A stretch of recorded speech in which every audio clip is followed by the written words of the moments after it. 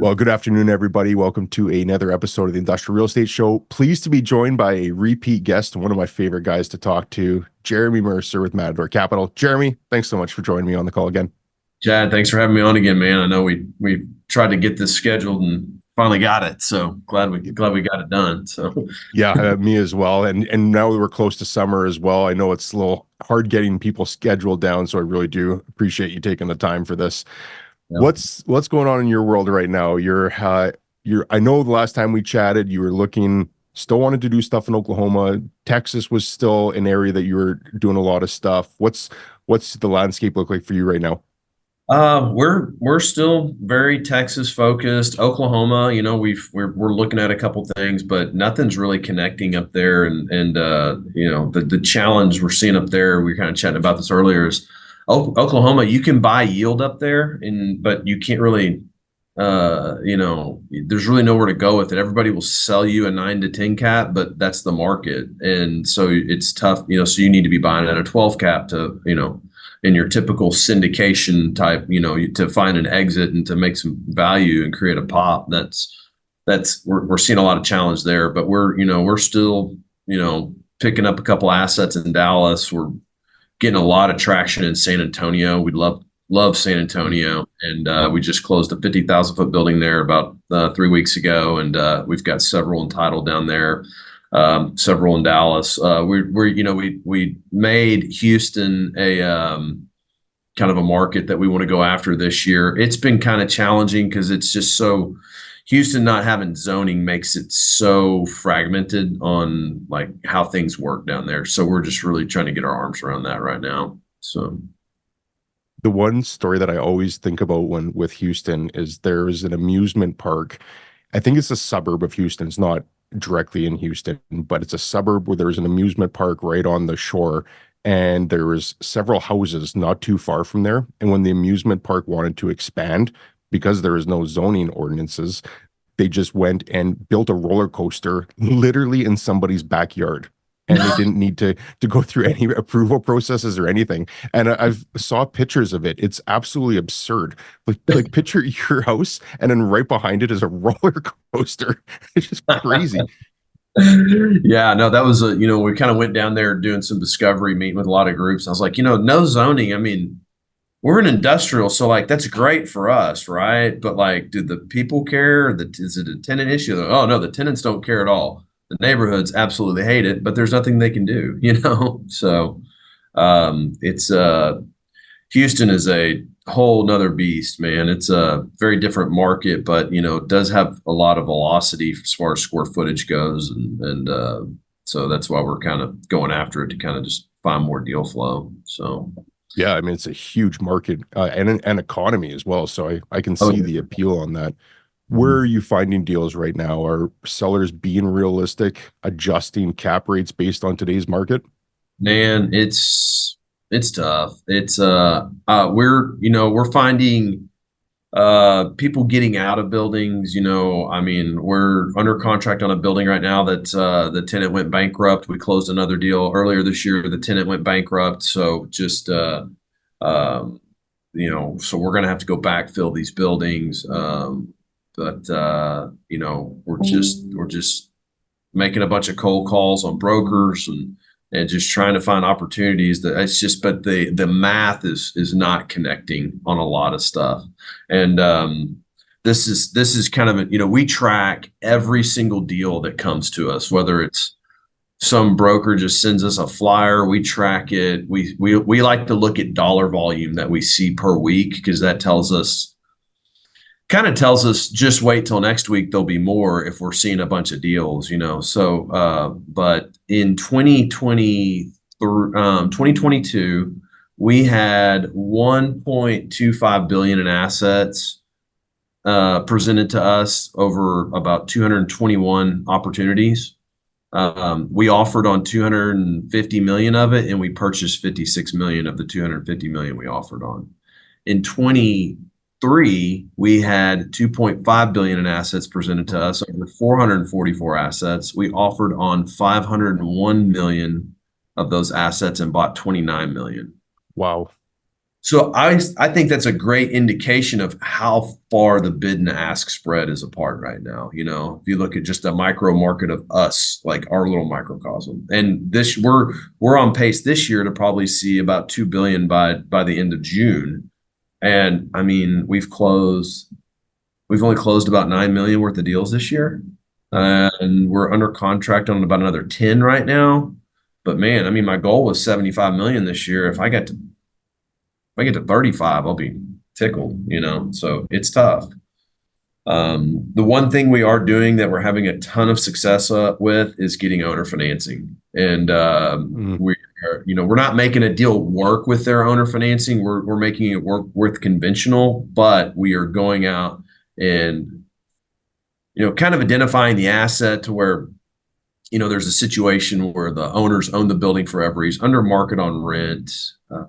Usually half the time we can get an interest rate that with the owner that is equivalent to the NOI they were receiving. Plus we're giving them a significant, you know, we put 35 to 40% down on each asset.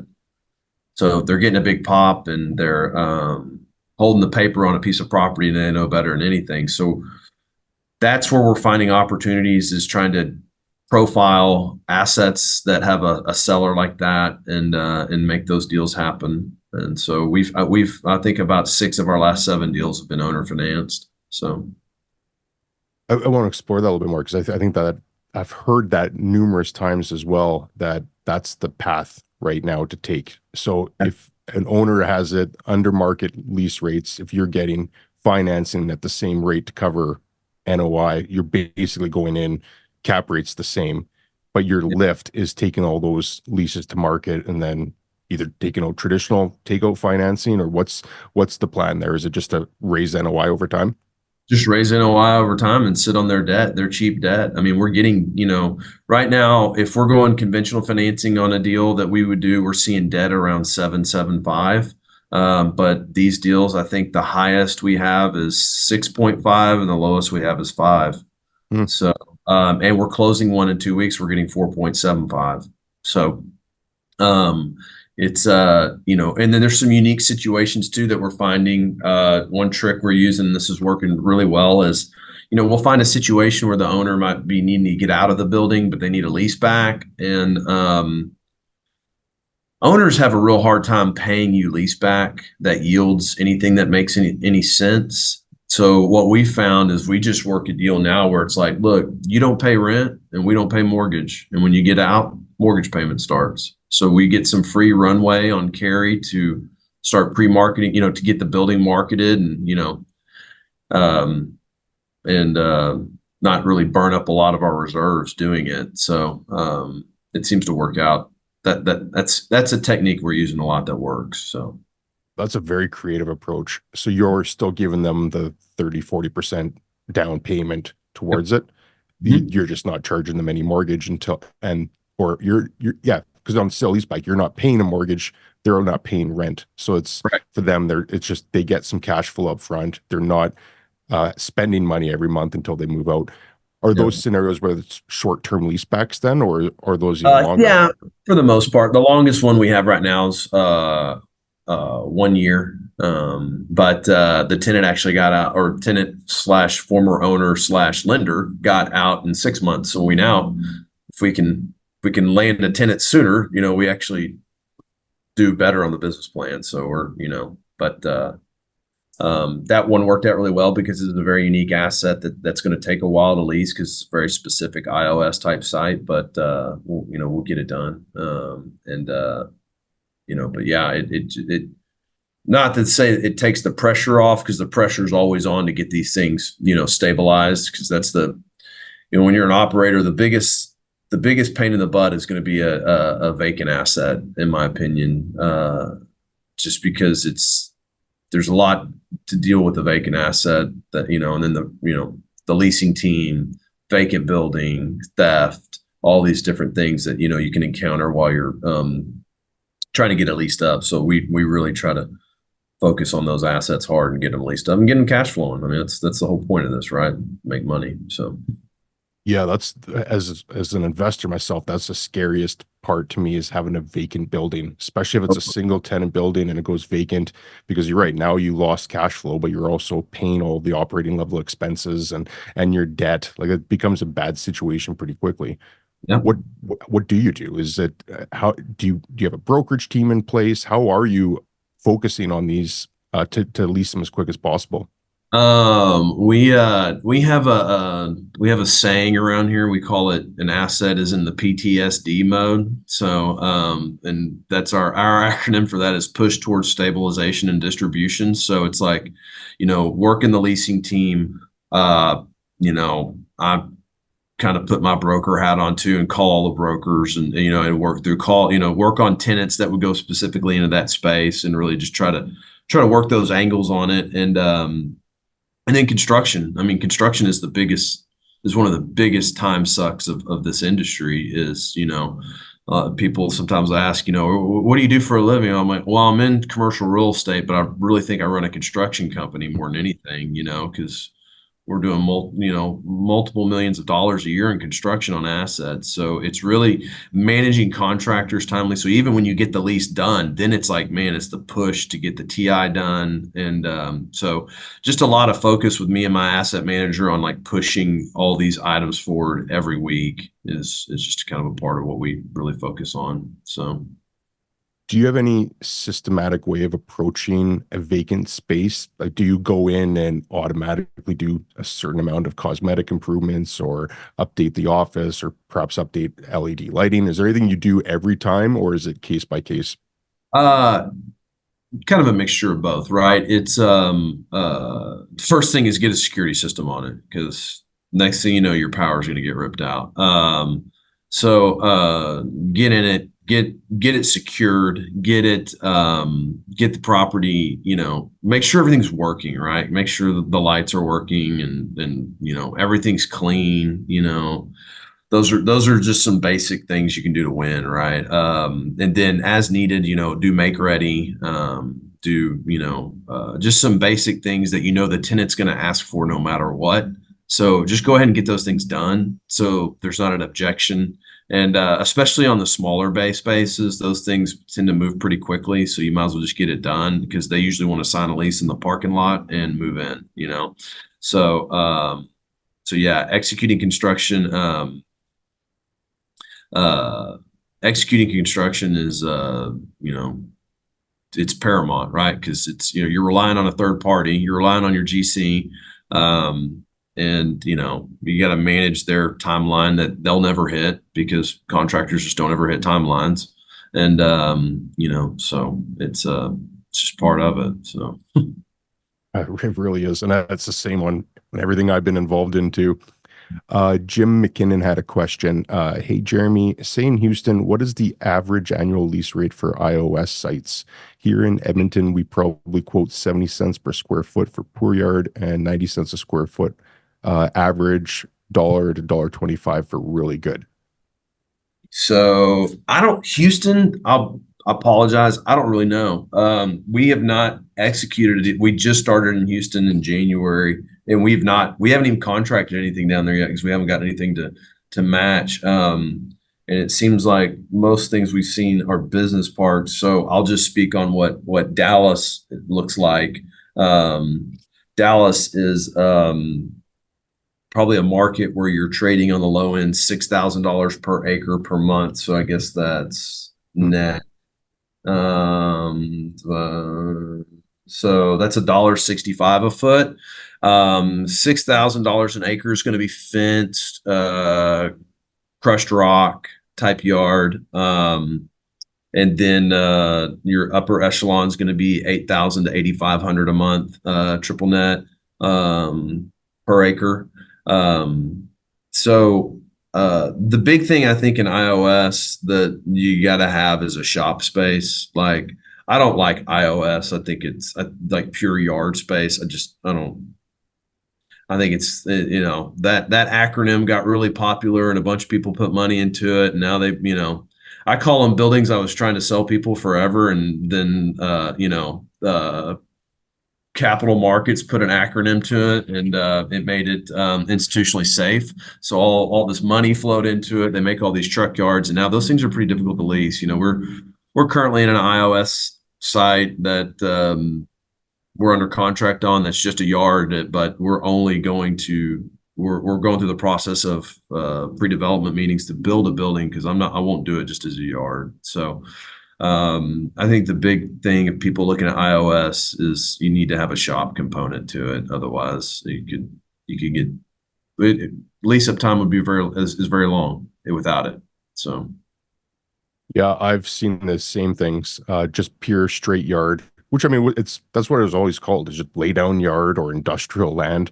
And you're right, it's so funny. I even tried going back and seeing who coined the term iOS. Like that just right. came out of nowhere in 2020. And then you're right, it became so popular. Everyone wants to discuss iOS. Well, it's just yard. If someone even said it's just a parking lot, so it's funny how the capital markets put a name on it. That's a good way of describing it, and became so Yeah, popular. yeah, yeah. What do you what are you seeing most demand in right now? Is there demand for still big box warehouse space? Is it Class B now? Where are you seeing most of the tenant side demand? I still see tenant demand size and Class B spaces. I always see the real reason the most of our assets are going to be some kind of building with yard space. I call what we do more low coverage type sites. I see that demand always being there, especially in the Dallas Fort Worth market. Um, Anything with a yard space is demand, and there's a lot of demand because it was never Dallas Fort Worth was never built with that kind of need in place. You go to Houston, there's a yard everywhere, right? Again, no zoning, so you can make whatever you want wherever you want it. So it's more commoditized down there. It's also more commoditized in Oklahoma City because of the oil and gas market. And so I think Dallas Fort Worth buildings with yard are always in high demand. We purchased an asset in February, is 60,000 feet on 7 acres, and we got it leased. Like we were in lease negotiations within 30 days, for a group, and that group was looking for that building in Dallas, and those buildings just don't come up very often. And when that one does, that tenant shows up and they need it. So on the flip side of that, if you go to market with your space, with the space like that, and you don't have a tenant within 60 days, it might be 8 months, because Hmm. that demand seeps to the top real quickly. It's like a pressure valve getting released when that property hits the market. Everybody will show up, and that tenant needs it, you're going to lease it. So, and a real reason we kind of focus on those properties is just back from when I was brokering full time. I trying to find those sites off market for people were just so challenging, and having a listing for one was the easiest thing in the world, because you knew the day you put it on the market, you're going to lease it or sell it. Um, so that's what we try to focus on those assets where we do the best. We also do the small bay business parks. They seem to have decent demand still on tenant base. It's definitely slowed down. And then big boxes are just sitting. Like, I think there's going to be an opportunity for, users to purchase some of these big box for just to occupy, where that wasn't an option a couple years ago, because these developers just need to get out of them. And obviously, Dallas was building at one point. I think we had like 100 million feet going up, and that is scaled down significantly. We delivered 66 million feet last year, and this is all big box. And like the majority of our vacancy is in 500,000 square feet and up. So I think those big boxes are going to be sitting for a while. So. It's funny. Adrian Ponson's on this call right now. He's the director of research for CoStar. And him and I were just had an interview yesterday, and we were talking about the difference between that small bay industrial or flex or Class B and that big bulk warehousing. And he said that's a common trend all across North America right now. What do those big box owners do right now? Is it just a function that they added incrementally, so they might be sitting on more vacancy, but they still have all the other occupancy supporting it? Or are there or does that situation get worse? I mean, it could get worse because, I mean, let's be honest, developers don't build to supply and demand. They build to the cost of capital, and capital is cheap when it's time to do that. And I mean, they saw a lot of developers, a lot of guys got out of whatever they were and started their own development shop and started putting buildings up. And because they were watching people start tilting walls and signing leases, right? But that has since slowed down, and someone always gets caught holding the bag on this, and I think that's kind of, this is the musical chairs where the chair has gotten pulled and people are kind of hovering around. They'll get the spaces leased, it'll happen, and well, depending on what market you're in. But Dallas Fort Worth, we got a pretty good glut of that stuff right now, and especially down in South Dallas there's a bunch of it. But I think it's you know long term, you got Dallas that's going to bail you out of that situation, but it could be a situation depending on what kind of debt these guys took. If you sit around vacant long enough and you don't secure a tenant, man, you really need to consider selling to a user, or might be a cash in refi time. Which I've got some developer friends, man, they've had some pretty bad capital calls on these things. So.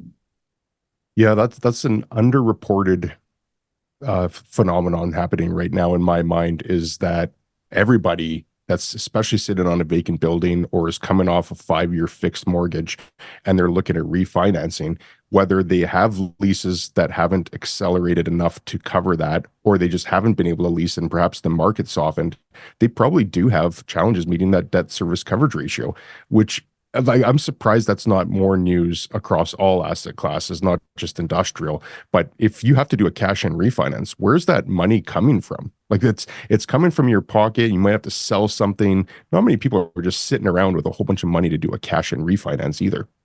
No, it's and your equity partners don't like capital calls. I know they signed up for it, but they don't like it when you call them for that. It's you're seeing a lot of pref equity providers do that stuff, and we have a vertical where we provide pref equity, but I wouldn't do it for a vacant building. So a lot of these apartment complexes are taking pref equity right now to salvage the ship. But I I don't know, man. Like you better. I I think if you syndicated deals with here and there, if you kind of, like I call it, maybe the social media type raise of people, you might have a problem, because getting those people to send you money in on a capital call is gonna be tough. Whereas if you have a larger capital partner, that might be tough too if you haven't operated it right. But the other thing fighting, let's call it, other assets besides industrial, is going to be the insurance costs in Texas have skyrocketed because of all of our storms. And so I know people that are in apartment buildings where DSCR was fine. They get their insurance renewal and it wipes out their NOI from the increase. Wow. And that's I think multifamily and office are going to have the biggest challenges with that. But yeah, I think if if you're running on floating rate debt right now, or even if you're on fixed debt that's in the low threes, and you've got an asset coming up on, you're staring down the barrel at 8%, and it's where some decisions are going to have to be made. So I mean, that's another thing we are chasing right now is loan expirations. There's a decision to be made there, whether you refinance, take a pref equity check, or capital call your partners. It happens. So, Do you expect that to accelerate in the coming year or two, or what's the catalyst, or where something where and perhaps shift from all these boats taking on water right now to where they start getting ahead of it? well, I guess everybody can pray for the Fed to drop rates. That's the first thing you could do. But I don't, man. You better just be working that business plan on that asset as hard as you can. But some people are just totally screwed, right? Like, I mean, you can't go to a multifamily site and tell everybody to pay more in rent just because you took floating rate debt and it's fixing to switch on you. Like, and it sounds like to me, multifamily, from what I hear, multifamily rents are getting compressed right now. So you're fighting. The walls are closing in from both ends on you on this deal. So I don't know. I think you got to probably have the right capital partner, or you sell and preserve cap as much capital as you can, and maybe you didn't make any money on the deal. Maybe you lost a little, but maybe you didn't lose at all. That might be what people are looking at. But I think we did the exercise of this on our portfolio last summer. We said take every asset, mark take the interest rate to 10% whenever the loan matures and what our NOI is. And we have about 30 assets, and I think we had 5 of them fail 1.25. So I think as long as you're prudent and know where you're sitting. So I look at those ones that have a 1.25. I'm like, okay, well, just let's keep that in mind. Well, what we got to do to grow rent? What can we, when that comes due, or maybe that's an asset we just sell now, right? And look for the 1031 buyer looking for some yield, sell it to them, and just get rid of that problem now. So, but I think that's really all you can do. What percentage of owners do you think are actually doing that stress test exercise? I bet a good chunk of them are probably, I don't know, 80% of them. Some of them are still, I would say the ones that went and bought like really big houses and cars and stuff like that are the ones that are not doing it. So I don't know. Um, it I almost went broke one time in my life, and it won't happen again. So I'm pretty on it. So Yeah, I can completely appreciate that. With industrial, the one thing that I've noticed more than ever is it all gets lumped into one category of industrial. So you could have a small business park that has 3,000 square foot bays. That's in the same conversation as that 1 million square foot distribution center that's empty. What conversations are you having right now, whether it's with investors or lenders, to say not all industrial is the same? um, you know, I don't know if we're having it with lenders as much, because most of our lenders know us and know what we do. We've got track record with them. But well, I take that back. Well, most of our existing lenders, but we had a meeting with a lender on Monday, and we had to really just explain to them how a low coverage site really works, because they looked at this one building we're buying right now. They go, oh, well, you're paying too much per foot. I'm going, well, yeah, if you compare it to a dock high distribution building, I am paying way too much per foot, but I have 2.5 acres a yard with a shop space on I-35. Like, this is not I'm not looking for a distribution tenant on this thing. So I think the biggest challenge for us is with our low coverage assets is to kind of explain, because there's a big jump in price per foot, right? So all these, when you run a CoStar report that says what's the average price per foot in the market, well, it's going to give you the average price per foot of the whole set of food groups, like you just explained, right? It's not saying, hey, uh,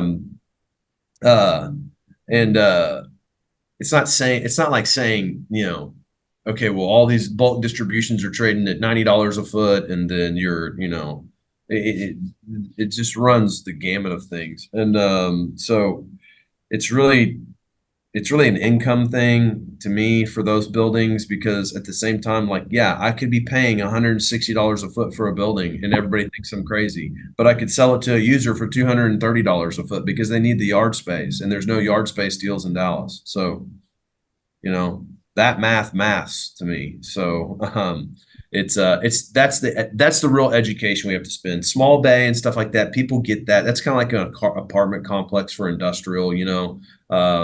Bulk distribution, they have a pretty decent understanding of that. But educating lenders on, why are we paying $160 a foot for this building when a building down the street sold for, they don't understand the value of the additional land that goes with the property. That's the biggest thing we have to overcome. So Yeah, and that probably doesn't even get noticed in what you're presenting to them. You're saying here's a 10,000 square foot building at $160 a square foot, but this 500,000 square foot warehouse sold for $100 a square foot.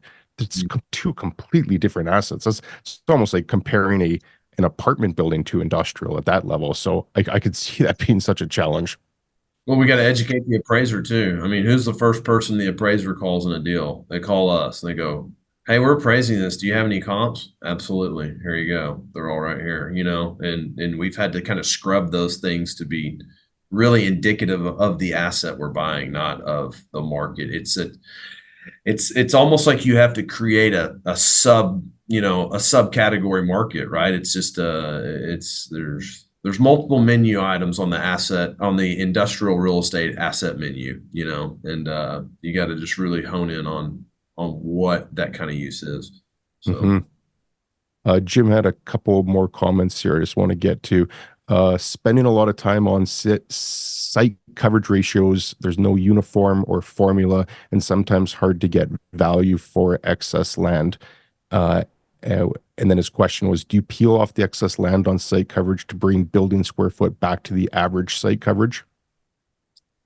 um do I peel it do I peel it off to get back to site coverage? Do I just not use the land? Is that what he's saying? And Jim, you can clarify, but I think what he'd be uh, referring to is, do you charge one amount for the building? So if there's a 10,000 square foot Got it. building, and then do you charge $1 a square foot for the yard space?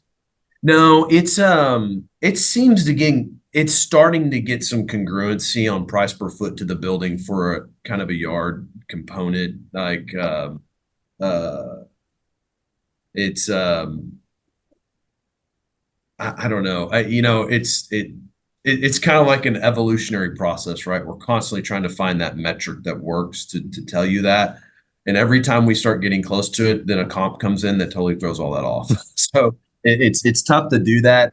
I'll just be honest with you. A lot of it's just by our gut feel from doing it so many times. It's like, man, you're going to get this much for this building. Why? Well, let's look at what's available around it. Oh, nothing. So if a tenant needs to be in this market of Dallas, this is their only option.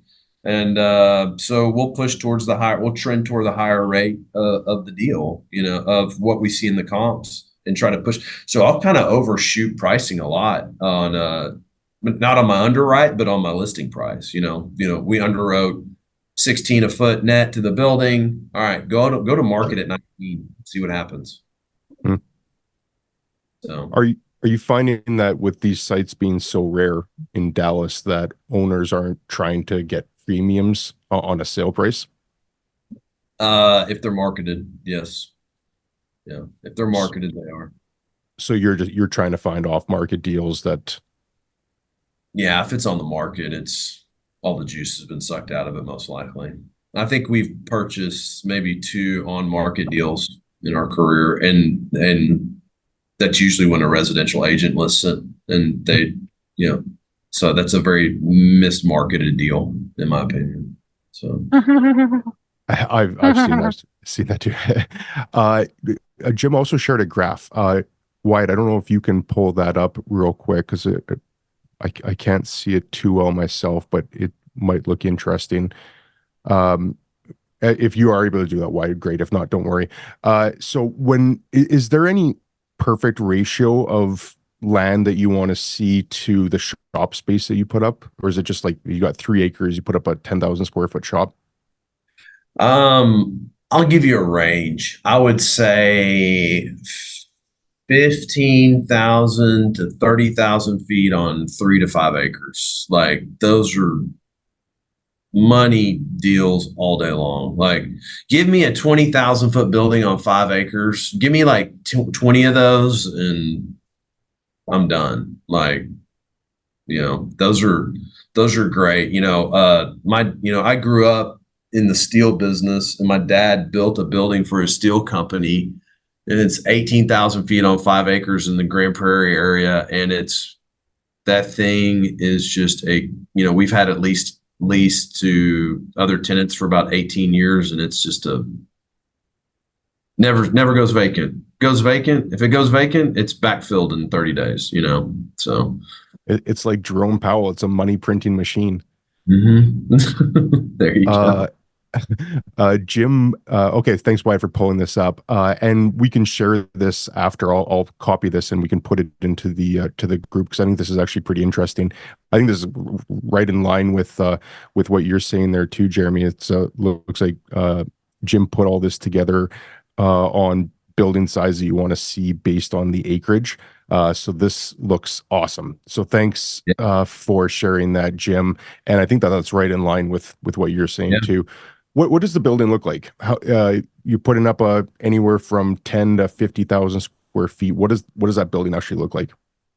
It's usually a metal building, just your prefab building that, is on the property. Some of them are masonry, some of them are brick sometimes, but, for the most part, it's just a metal building. Nothing fancy to it. It's just bays, right? They need bays to Mhm. pull in vehicles and do work or pull in equipment. So, Are uh, you building them with a certain ceiling height? Is it grade loading, I'm assuming? we have never built one. We are looking at building one. And I had a pre-development with the city the other day, and I hung up and said, I don't want to build one. That was brutal.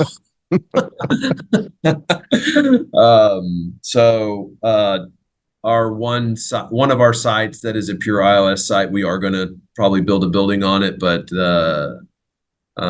that's the one we got a year of no payments on. So for the lease back, and but uh, but this other one, man, construction just kills your team's momentum. I mean, when our team is trying to get things done and we lop a massive construction project on it, it is just it's draining. And also, I'm looking at this one deal. The yield's just not there in construction to do that. We're solving to the same IRRs that we would do on an existing building. So why go through the punishment of it? So we're gonna have to get a drastic reduction in the price or something like that to make it make sense to take the butt whipping that construction is. And I'll be honest with you, we've kind of gotten spoiled here a little lately. I was kind of telling you earlier, we've started a structured finance fund where we're lending out, first lien and pref equity to, a lot of retail developers. And it's like, we can get almost 19% yield on our money over there. Why would we go get our brains kicked in on this deal? So it's we're creating viable alternatives to doing other things. So Did you ever think when you started this that you would be deploying money as an investor, as a debt holder in other deals? well, I've always kind of done debt. So I've had a couple, I've done notes for people, all this, I've kind of just stumbled into it. Like my brokerage career, I'd have a guy gets an owner finance offer on a building, doesn't want to do it. And I'm like, man, you need to do this, and doesn't want to do it. I mean, and we do it instead. We become the bank on it because we have ways to leverage with our lenders and use their money and loan it out and sidecard with our equity. And so I it, it's kind of something I've always done. And I've lent businesses working capital money attached to their real estate, secured with that. I've done just, owner finance several of our assets to other, buyers and stuff like that. So I've always knew there was something there that we could do with this. And, but now it's something I know we can really do. And, we're closing out our fund and we'll be close to deployed of our first round as soon as we, within 60 days of closing. So I think the opportunities are out there for that stuff. It's good to work on. The real nice thing about it is we are brought opportunities from people that actually know how to do all the math. And when they're asking for this money versus, a lot of brokers bring us stuff, and when we tell them it doesn't work, they're like, "Well, why doesn't it work?" And I'm like, "Well, here's the math." You So, carry the one. yeah, yeah. So, it's I don't know. Hey, I've always just stumbled into creative real estate deals, and so we're gonna just and a thought of it too is like we will end up in some equity positions with marketing to those needs that so it'll increase deal flow and our biggest thing is we look at it every Monday. How many total dollars worth of deals opportunities did we see last week? Okay, good. That number's good. All right. Oh, is it low? Well, we're not making enough cold calls. We'll go look at our cold call numbers. Are we making enough cold calls and doing enough business development to drive that number higher? Because at the end of the day, the more dollar volume we see, the easier it is to say no to something because there will be something next week to look at that will probably be better. So that's kind of that's a big thing we look at each week. So That's a great point. I loved how you said that. The more you see, the easier it is to say no, because I think a lot of people get sucked into that where they don't see much, so they all of a sudden anything that comes across their desk looks that much more tempting. That's a very good point. Thanks for saying that. Uh, Adrian actually had a point. I had another question I wanted to ask you, but we'll get to Adrian's first.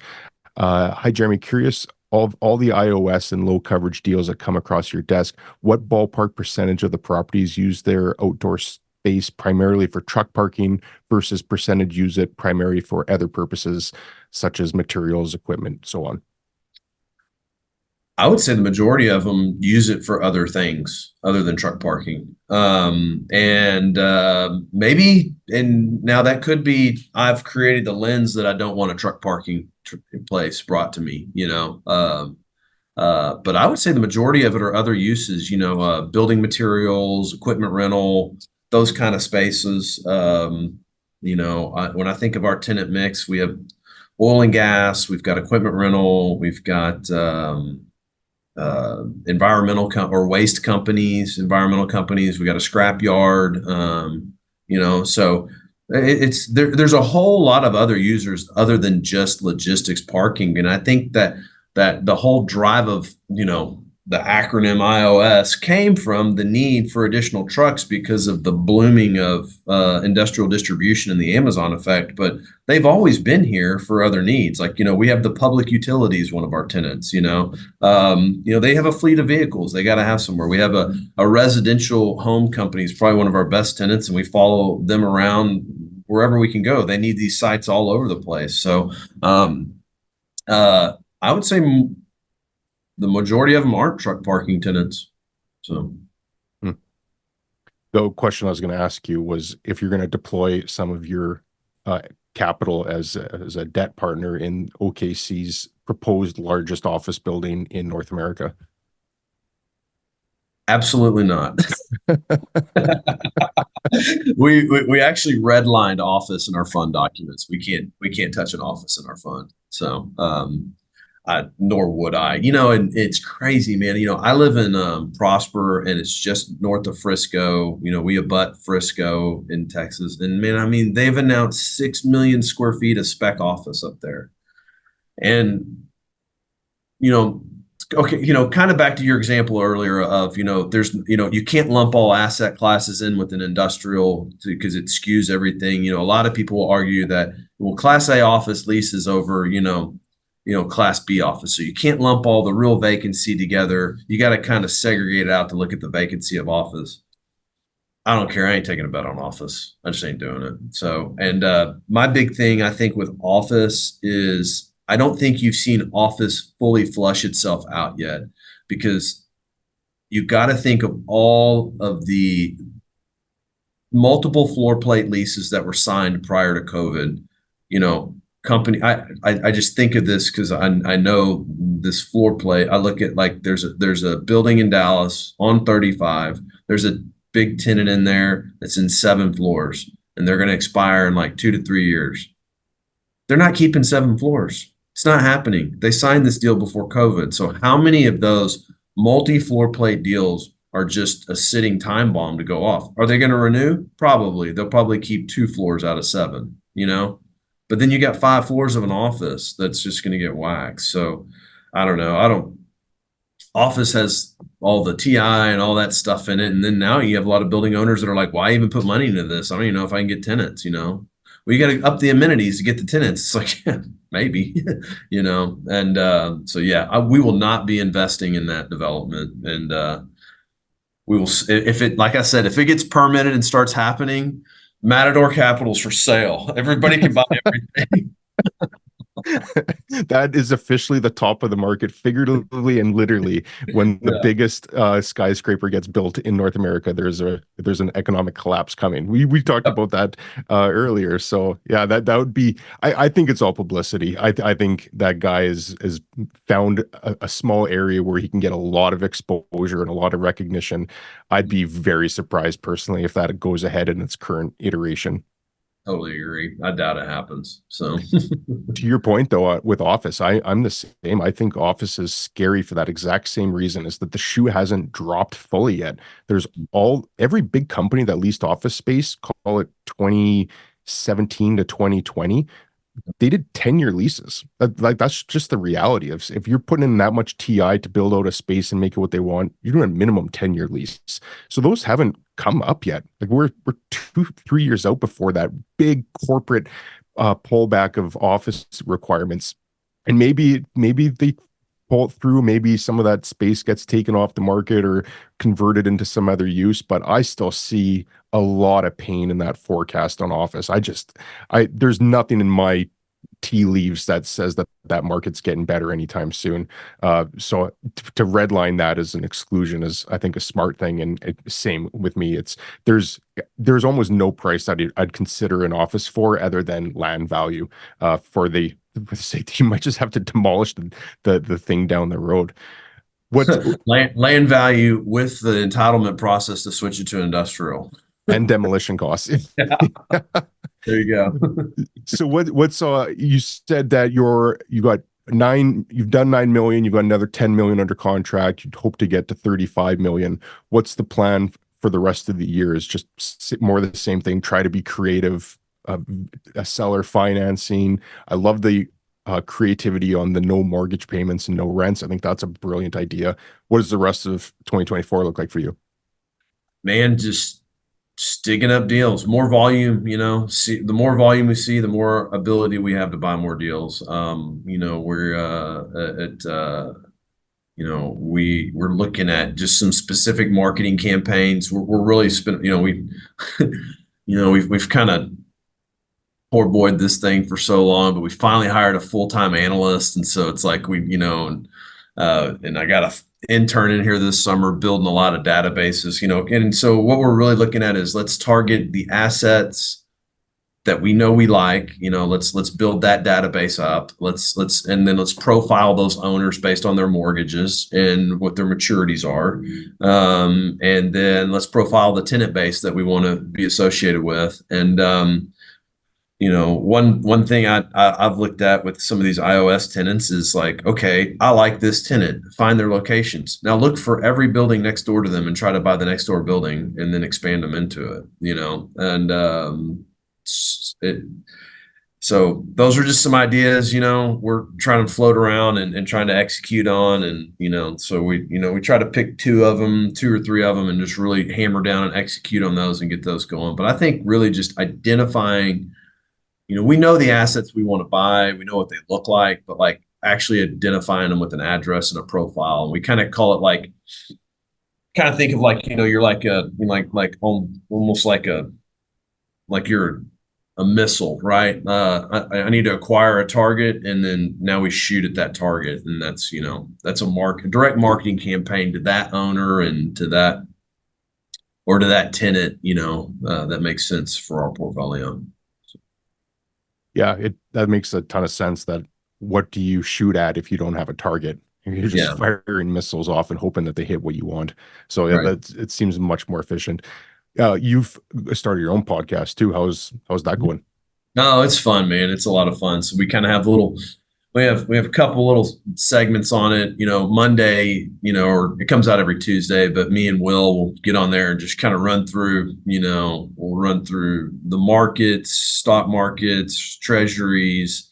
We track the U.S. nation's debt every week, and we go in debt 19 billion a week. If you didn't know that, but or in the United States we do, and we like to make a funny corporate term of the week we make fun of, and then we just kind of go over some real That's a quick 15-20 minute episode. And then the big one we're doing that's getting a lot of traction too is it's called Confessions of a Street Broker. And I'm just interviewing all the top brokers in Dallas, and got some guys from Houston getting scheduled to come on, and just kind of hearing the story of how to make it in brokerage. It's not something I do anymore, but man, we got a lot of war stories with a lot of guys, and so it's been a lot of fun. It's been and selfishly, I think it helps with my deal flow, right? Mhm.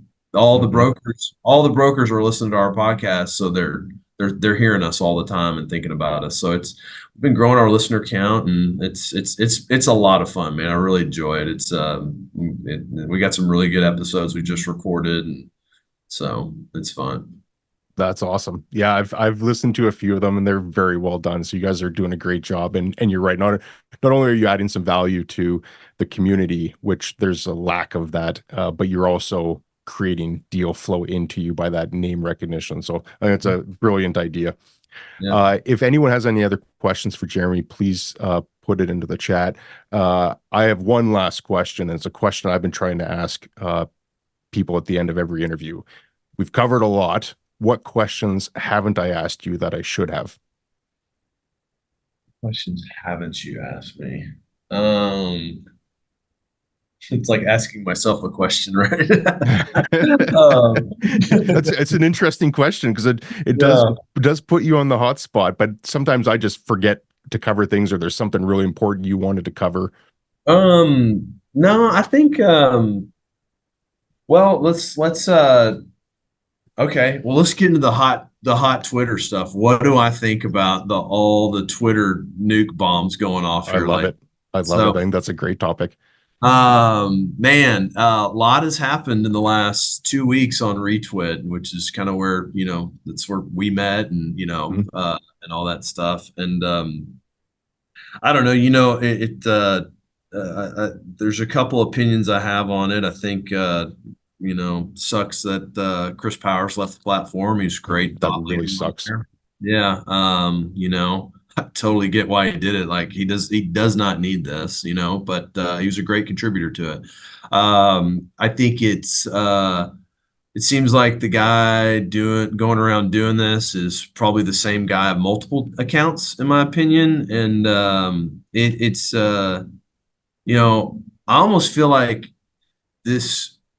I don't know. It's kind of hard to police these things, right? It's not something you can really do. So someone can go in there and spread, your name, can smear your name, and so it really raises the question of, is being on these platforms worth it for certain people, because, me and one of my capital partners were talking about it, and he goes, well, whales only get harpooned when they surface, and so I think that could be a situation for some of these guys. Now, some of these people that may have, I don't really raise equity on any of these platforms. I like these platforms to just kind of go, I think of it like, you're at the local coffee shop, and you can walk over and have a conversation about one thing, and go over here and have a conversation about another thing.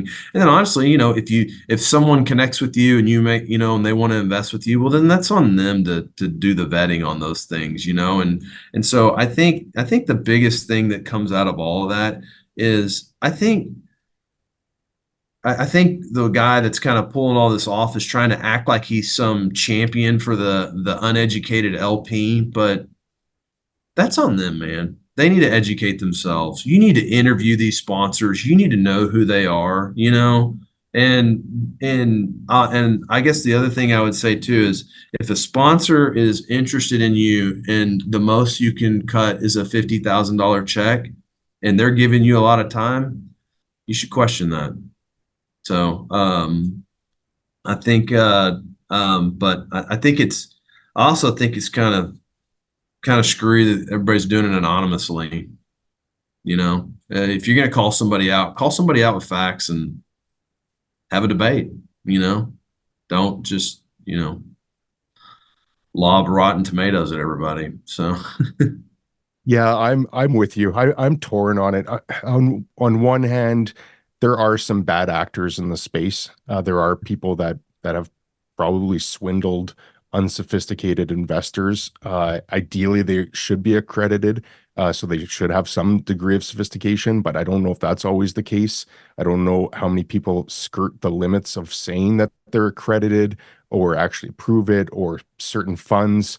I know one very famous syndicator has a fund for non-accredited investors. So Yeah. I think that there is some dumb money out there. And there's also some money out there that that guy who has $50,000 to invest in a project, he might really need that money versus a prudent investor is like, well, I'm going to almost not gamble, but I'm going to take a calculated risk with this money. And if it's gone, I can accept that it's gone.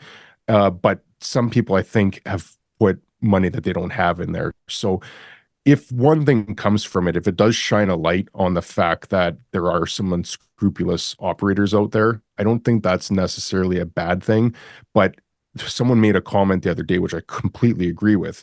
Bad LP terms is not the same as fraud. And I think that there is of that connotation that some of these people are committing fraud. And I don't think that's the case at all. I Yeah. think we're in a real estate cycle, and some of these assets are struggling. Like you said, the walls are closing in. They've got downward pressure on rents. They have upward pressure on expenses, insurance, property taxes, debt.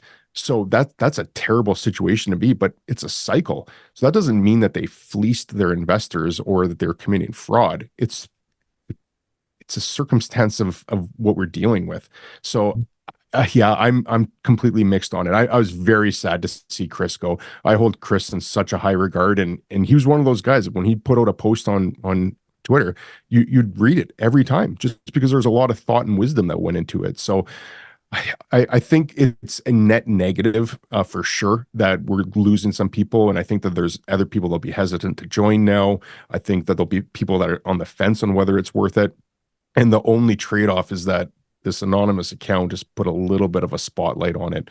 So yeah, I think it's a net negative overall, and I hope it just passes and this rolls through like just a cycle, just like real estate. This is a cycle in Twitter. Well, another point I want to bring up about the investor that only has $50,000. If a syndicator is targeting those kind of LPs, it's a very safe position for a syndicator that could commit fraud, because those are the kind of LPs that can't go take you to the mat on a lawsuit. They probably Mhm. just wad up their LP agreement, throw it in the trash, and move on in life. You got a guy that can write a real check, and you do that to them, they're going to take you to the mat. So it's a little different, you know. So I think if you're an LP looking at getting into deals, really understand who the other LPs are in the deal. Like, is there larger, you know, I have one LP. He knows I have a large institutional LP, and he goes, "Are they in this one?" I'm like, "Yeah." He goes, "Okay, just put me down for 10%." Like, you know, he knows that I'm being watched, you know, by a larger capital partner. So I think that's something to think about as an LP when you're investing, is who are the other capital partners in this deal with you, especially if it is an amount of money that you really can't afford to lose, you know. So That, as you're saying that, we need to touch base again, because I think we could do an episode on LPs and investing, and Ron Rohde is on here as well. yeah, He'd be great. Like the three of us could jump on a future call and just talk about this, because I think it is a really fascinating thing. And if what this anonymous account is doing is trying to shine light on the subject, I think the approach that he's taking is a bit sensationalist. He's almost like he's trying to get a bunch of attention by hurling accusations, but there's a right way to do this. I think yeah, if we got on a call and said, here's what you need to know, here's your actual risk, and the risk is far greater than most people realize. Like everyone thinks it's backed by real estate, it's fine. I think that the risk of an LP is far greater than most people factor into. So we could actually have a really good conversation about here's what you need to know, here's some of the risks, here's how you underwrite this yourself, and here's how you should even be in a position to do it. So let's touch base yeah, on that. I think that'd be the three cool. of us would have a very fun conversation on that. Yeah, let's get Uh, Ron on it. Yeah, it'd be fun. and coincidentally, Ron actually had a question here too. Do you like Denison as an industrial market? Okay, well, I got a weird answer for this. So, no, I don't, and here's why. Um, I coached my son's football team in Prosper, and we were in the Texoma Youth Football League, and we played Sherman and Denison, and I always hated playing them. And that's literally why I won't buy up there. So that's like the worst answer ever, but I just won't even look at it. And I don't know what it is, man. I have this weird aversion. Maybe it's because I went to school in West Texas, but going east for me is just a very foreign thing. I don't know what it is, unless I just get on a plane and go to Florida. But like going, yeah, I know it's north, but it's off the 75, and 75 is east of me. I'm from Irving, so Ron's commenting this. um, but yeah, I just, man, I don't know. I see the appeal, TI, all that stuff, but I don't know, man. I'd rather focus on San Antonio or Dallas or something than kind of going to those markets. I'm sure I would look at maybe like residential developments up there or something like that, but I don't know what industrial is going to look like up there.